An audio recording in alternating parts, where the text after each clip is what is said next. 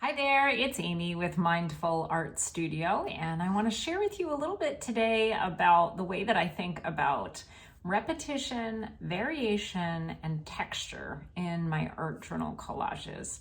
I think it's going to be a lot of fun, so let's get started. So let's start by thinking about texture in art. So if you haven't thought about that before, there's two ways to think about texture in art. One is the actual feeling of the surface of the art. So for example, if I have this piece with a tracing paper page over top of watercolor, and then there's like a handmade paper here, and another handmade paper and stitching, right? There's all different textures here for my hands to explore. But then there's also the actual texture that the lines and the art piece visually suggest to us. So in this case, like the way that this kind of suggests threads or hairs, right? It kind of suggests in my mind like that it might be kind of soft and flowing, whereas the pieces underneath to me speak of like maybe a crunched paper bag, which would be kind of tougher and not as soft. But it could also be a flower petal in my imagination, in which case it might seem like it's got some kind of roughness to it where it folds in here, but also real softness if it's a flower petal. So you could see how your imagination really gets involved in texture in art. So if we're looking at this page here, this art journal spread, if we start over here thinking about texture, right? So these ovals are super tightly packed in.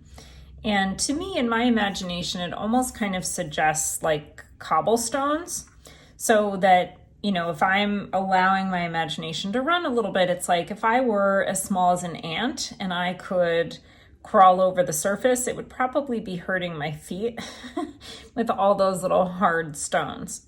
And then if I made my way across here and onto this part where it has all those little tightly packed lines, it feels like it would be really smooth, maybe like slate in my imagination. And then I feel like I would fall into one of these giant holes.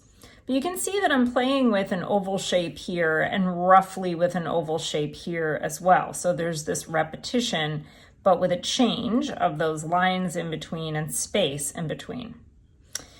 And then if I come over here, I'm playing with generally, see these negative spaces are generally all round, right? So I'm playing with that idea again of ovals and round shapes, but in a new way. And this, might feel as though it's like a rope or maybe a really long weed. And like I get a sense of if I were to hold it in my hand, it might be a bit rough. And then the texture of this piece over here, right? I feel like there's some repetition with these lines, but it's varied because I've taken the lines and made them into really soft waves. So you can see how the repetition creates cohesion, but the variation keeps things from being boring. Right, so we could see a similar similar set of patterns translated in a different way. So here is another iteration of this same pattern, but laid over overlapping watercolor circles. So we had pen overlapping watercolor circles.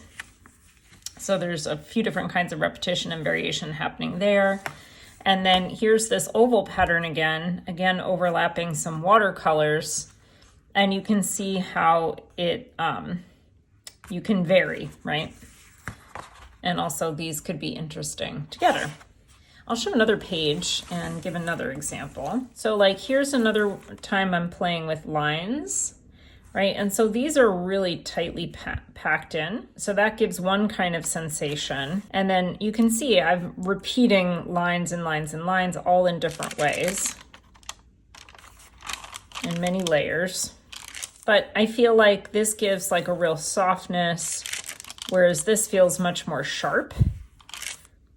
And this, it kind of depends. It depends on how I look at it. Sometimes it feels to me like it would be like sand dunes and really soft. And other times it feels like there's a little bit of sharpness to it, and so it might be kind of rocky.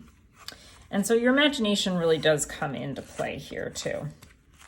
You know, we're like, here's another example. We have that same shape again with the lines that I showed in the first spread.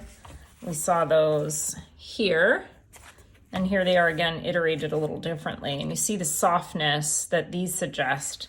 And then these tightly wound coils, it almost feels to me like it was as if it was wire. And like when you touched it, you'd feel like a as you touched across it. And same here. And again, you can vary with the actual materials, and then you can also vary with the shapes, right? So these shapes, repetition and variation, same shape, different color. And you know what? Pretty close shape, but iterated in pen, no color, and then layered over.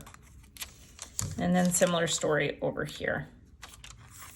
So using repetition, variation, and texture, and repetition and variation in the texture in your pieces is a really super way to start to think about how to create interesting art journal collage pages. So I have a little invitation for you, and that is to take some of your own pieces and start to collage with them. So like I was showing you here, let's say you have either slow drawings, because maybe you've created with me in the past, or you might have some other drawings or watercolor pieces, but it's fun to start to play with them, overlapping, and seeing how you can play with this idea of repetition, variation, and texture. Now I'm even just kind of randomly grabbing stuff that's on my table. Some of these pieces are done, some are not. But you can start to play with elements and see what might go together and what might not. So I hope that you found a couple of helpful tips, and I'm super excited to see how you explore this idea of repetition, variation, and variation in texture especially. You can share your work online and see other people's work on Instagram with #MindfulArtStudio and Create with Amy M. And you can also see on the Mindful Art group on Facebook. So hope to see you there soon. Take care. Bye-bye.